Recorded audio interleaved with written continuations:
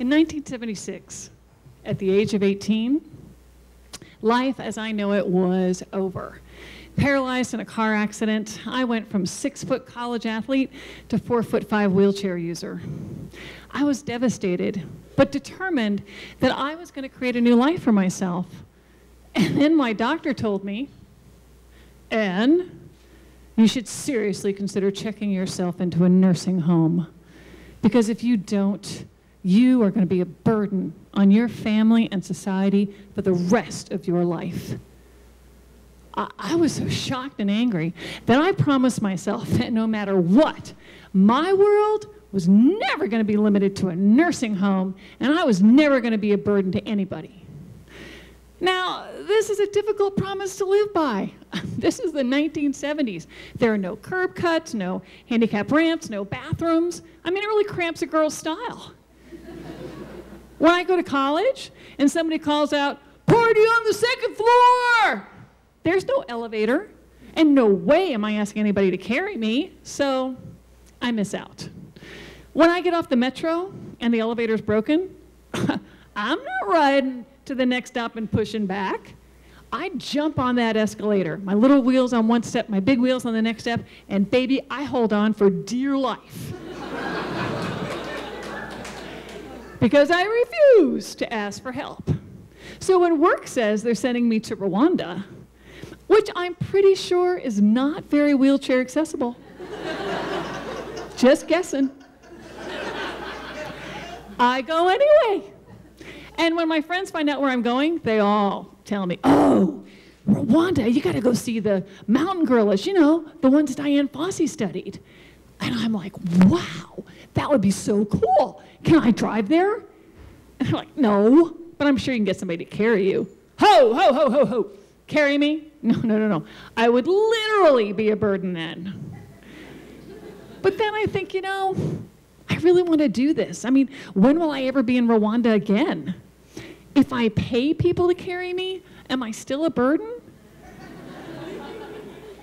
And then I think about this quote I read recently. All limits are self-imposed.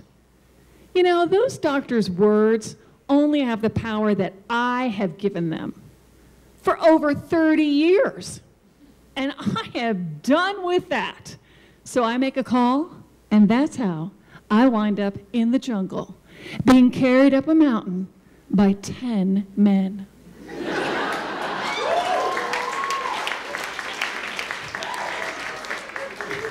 I'm in a narrow wicker basket attached to 2 long poles that they used to carry the kings and queens of old. And baby, I definitely feel like a queen now. I could get used to this. About an hour later, Chongo, our guide, holds up his arm for us to stop. "The gorillas are very close. Remember, you must be silent. You must not frighten or disturb the gorillas." And then he scoops me up in his arms, and he carries me the last 30 feet and plops me in my wheelchair. They carried that too. And I look up, and there on the mountainside is the family of gorillas. They're spread out on the mountain, and everybody else in my group is spread out. We're all near them, and for a minute, I'm a little jealous because they're so much closer than I am. And then suddenly, this young male gorilla comes rushing over towards me, and he stops just 4 feet away from me. He is beautiful. I mean, I briefly wonder if he's single.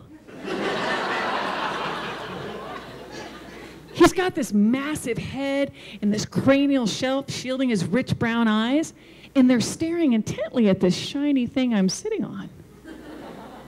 And then he takes a step forward, and then another step. And Chongo, my guide, is right here trying to wedge himself, trying to discourage the gorilla, but he comes forward again.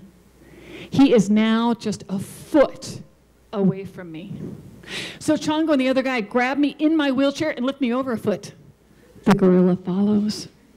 They pick me up, move me over another foot. The gorilla comes closer. And then he stops, and he leans in towards me. He is so close, I can smell his breath. And then our eyes lock. And in that moment, There is only he and I. And then the silverback issues a loud grunt, and the gorillas take off running. And as I watch my gorilla disappear into the jungle, I am awestruck that he picked me out of the crowd because in his eyes, I'm not a burden. My wheelchair makes me special, wondrous, unique. The way he looked at me made me see myself in the same way. Oh, I am so glad I laid that doctor's curse down at last. If only I could send him a snapshot backward through time with a note that says, "Look at me now." My nursing home is the whole wide world. Thank you.